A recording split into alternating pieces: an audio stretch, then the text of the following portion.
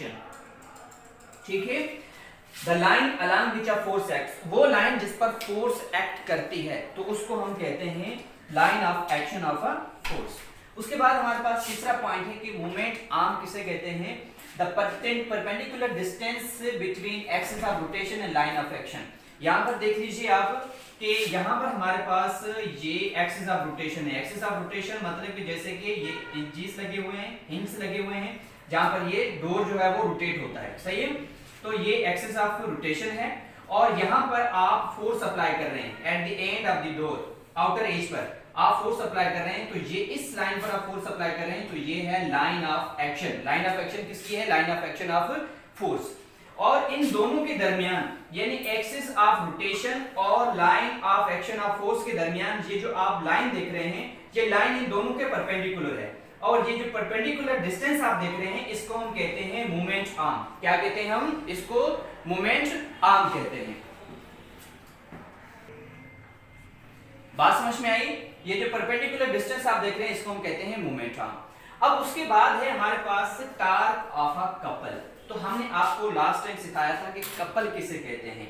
अगर आप इस तस्वीर पर देख सकते हैं, ठीक है, दो फोर्सेस जो किसी भी बॉडी पर डिफरेंट पॉइंट्स पर एक्ट करती हो मगर वो अपोजिट हो और मैग्नीट्यूड उनका सेम हो, ठीक है, तो वो एक कपल बनाती हैं।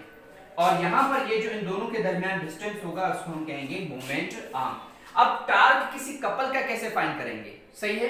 तो याद रखिएगा torque of a couple is equals to the product of one of the forces, क्योंकि हमारे पास दो फोर्सेस होती हैं टॉर्क में, ठीक है, एक अपवर्ड होती है और दूसरी डाउनवर्ड होती है डिफरेंट पॉइंट्स पर। तो याद रखिएगा इन दोनों में से कोई भी एक फोर्स हम लेंगे और दूसरा ये जो आप मोमेंट आर्म देख रहे हैं ये मोमेंट आर्म लेंगे और उस फोर्स को और मोमेंट आर्म के हम प्रोडक्ट करेंगे तो हमें मिल जाएगा टॉर्क ऑफ अ कपल, ठीक है।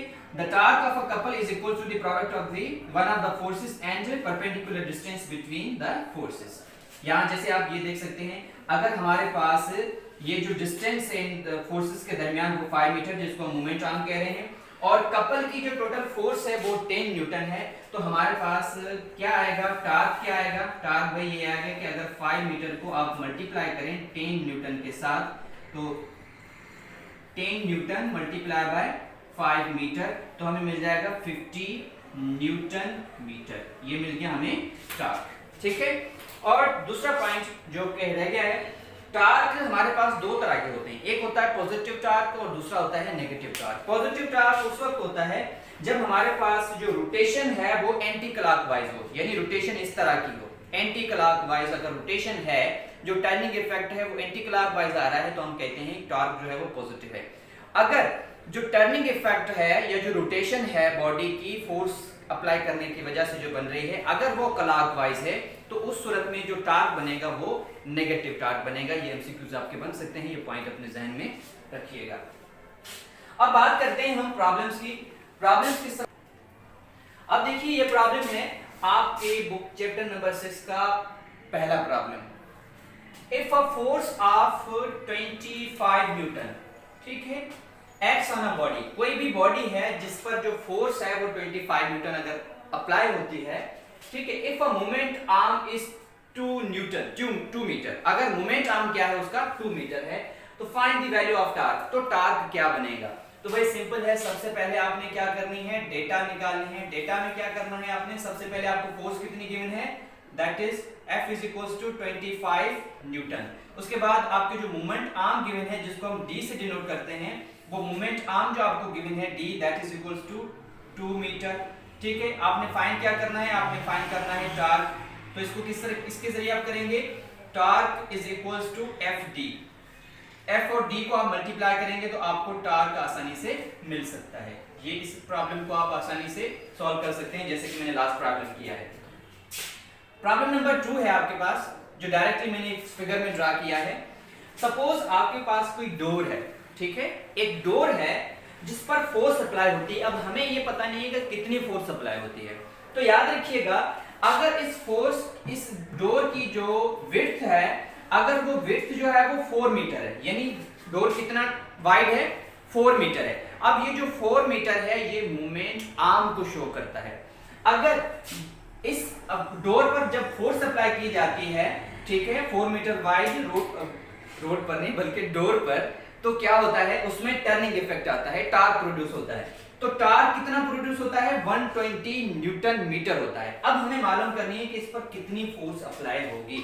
माय डियर स्टूडेंट्स, आपने फार्मूला अभी अभी पढ़ा है कि टार्क को कैसे मालूम किया जाता है, tau is equals to F D. जबकि हमें पता है कि हमें टार्क भी मिला हुआ है और हमें मोमेंट आर्म भी मिला हुआ है और हमें मालूम क्या करनी है, फोर्स मालूम करनी है। तो आप क्या करेंगे, टार्क को आप जब मोमेंट आर्म से डिवाइड करेंगे तो आपको फोर्स आसानी से मिल जाएगी। तो यहां पर देखिए force is equals to, torque है हमारे पास 120 न्यूटन और जो हमारे पास मोमेंट आर्म है दैट इज इक्वल्स टू 4। तो इसको आप डिवाइड करेंगे तो हमें मिल जाएगा, ठीक है। अब 4 की टेबल 4 पर 1 टाइम और 12 पर 3 टाइम, तो हमें क्या मिल गया, 30 न्यूटन हमें फोर्स मिल चुकी है। इसका मतलब हम कितनी फोर्स अप्लाई कर रहे हैं, 30 न्यूटन।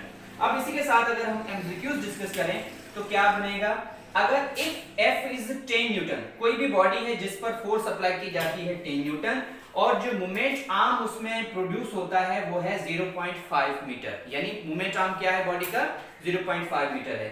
तो टार्क कितना होगा भाई, 10 newton metre, 5 newton metre, 0.5 newton metre, none of this. तो आप इसको फाइंड करेंगे, जब इसको आप सॉल्व करेंगे तो आई होप सो ये बहुत आसान है, इसी फार्मूले से आप सॉल्व कीजिएगा, आपको जवाब मिल जाएगा। फोर्स भी गिवन है आपको और मोमेंट आर्म डी भी आपको गिवन है, तो टार्क आपको आसानी से मिल जाएगा। यहाँ पर हम सॉल्व नहीं करेंगे, आपका काम है ये। उसके बाद नेक्स्ट क्वेश्चन है, इफ फोर्स 200 न्यूटन, अगर फोर्स जो है वो 200 न्यूटन किसी भी ऑब्जेक्ट पर हम अप्लाई करते हैं तो टार्क जो प्रोड्यूस होता है वो है 200 न्यूटन मीटर। कितना, अगर फोर्स 200 न्यूटन अप्लाई की जाती है और जो टार्क है वो भी 200 न्यूटन मीटर उस पे जो है वो प्रोड्यूस होता है, तो मोमेंट आर्म मालूम कीजिए। अब यहाँ पर फार्मूला देखिए आप, टार जो है वो टार्क जिसको हम कहते हैं एफ डी के बराबर होता है। एफ जो है फोर्स है, डी जो है मोमेंट आर्म है और ये टार है। अब हमें मालूम क्या करना है, मोमेंट आर्म मालूम करना है, मतलब कि हमने डी मालूम करना है, जबकि फोर्स और टार्क को गिवन है। तो हम कैसे फाइंड करेंगे, D is equals to torque upon force. जब आप टार्क को फोर्स से डिवाइड करेंगे तो आपको आसानी से क्या मिल जाएगा, मोमेंट आर्म मिल जाएगा बॉडी का। अब तीसरे एमसीक्यूज की अगर हम बात करें, if moment arm is 50 metre, अगर किसी भी बॉडी का जो मोमेंट आर्म है, जो परपेंडिकुलर डिस्टेंस है एक्सिस ऑफ रोटेशन और लाइन ऑफ एक्शन के दरमियान, अगर वो 50 मीटर है और टार्क जो प्रोड्यूस होता है वो 5 न्यूटन मीटर है, तो find the force which causes the torque. अब फोर्स मालूम कीजिए जो टार्क प्रोड्यूस कर रही है। तो यहां पर आप देखिए कि टार्क बराबर होता है एफ डी के। हमें क्या मालूम करनी है, फोर्स मालूम करनी है, तो आप आसानी से मालूम कर सकते हैं। जब आप टार्क को डिवाइड करेंगे मोमेंट आर्म के साथ तो आपको यहां से फोर्स मिल सकती है, ठीक है। Last and the only problem है, आपके पास कोई भी स्पिनर है, क्या है, स्पिनर है, ठीक है, नट खोलने के लिए या उसको टाइट करने के लिए। अगर उसका मोमेंट आर्म अगर स्पिनर का 100 सेंटीमीटर है, कितना है भाई, 100 सेंटीमीटर है, और उस पर जो फोर्स अप्लाई की जाती है नट को टाइट करने के लिए वो है 200 न्यूटन, तो हमें इसका टार्क कितना प्रोड्यूस होगा इसमें, क्योंकि नट हमने टाइट करना है तो टार्क कितना प्रोड्यूस होगा। तो आप क्या करेंगे, torque is equals to F D, torque is equals to force हमें गिवन है 200 न्यूटन और हमें जो मोमेंट आर्म गिवन है वो है 1000 सेंटीमीटर।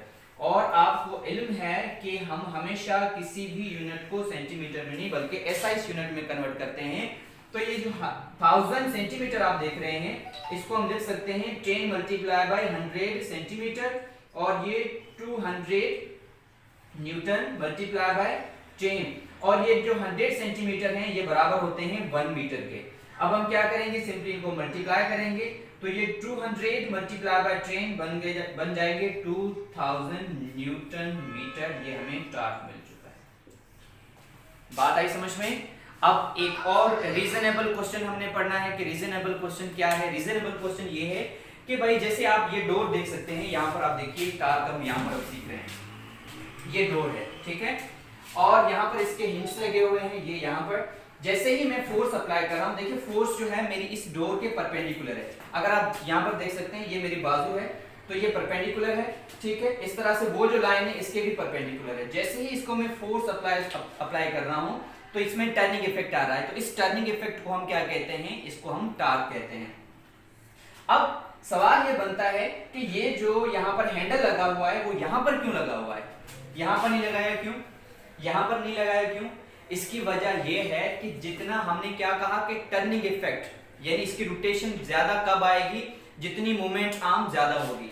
अब यहां से लेकर यहां तक जो मोमेंटम है वो मैक्सिमम है, तो इसलिए इस हैंडल को यहां पर लगाया गया है ताकि टर्निंग इफेक्ट ज्यादा है और इसको हम आसानी से जो है वो क्लोज कर सकें या ओपन कर सकें। अगर यही हैंडल यहाँ पर होता तो हम तो खोल सकते, लेकिन अगर छोटा बच्चा होता, हमारा भाई होता या बहन होती छोटी, तो उसके लिए मुश्किल हो जाता, मैक्सिमम फोर्स अप्लाई करना पड़ जाती। इसलिए इस हैंडल को हम आउटर एज पर रखते हैं हमेशा, ठीक है।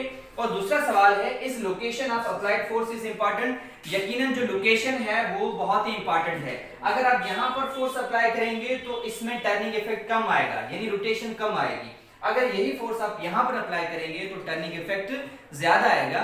इसलिए हमेशा याद रखिएगा जो टार्क है वो डिपेंड करता है मोमेंट आर्म पर और फोर्स पर डिपेंड करता है। आई होप कि आपको ये वीडियो और मेरी बात समझ में आई होगी। अगर कोई भी बात अगर है, अगर कोई सवाल आपके जहन में अगर होता है तो आप कमेंट करके पूछ सकते हैं। और ये जो आपको होमवर्क दिया गया है जिसमें जो मैंने क्वेश्चन सवाल हल नहीं किए हैं, ये आपका काम है इनको हल करना, इनको सॉल्व करना।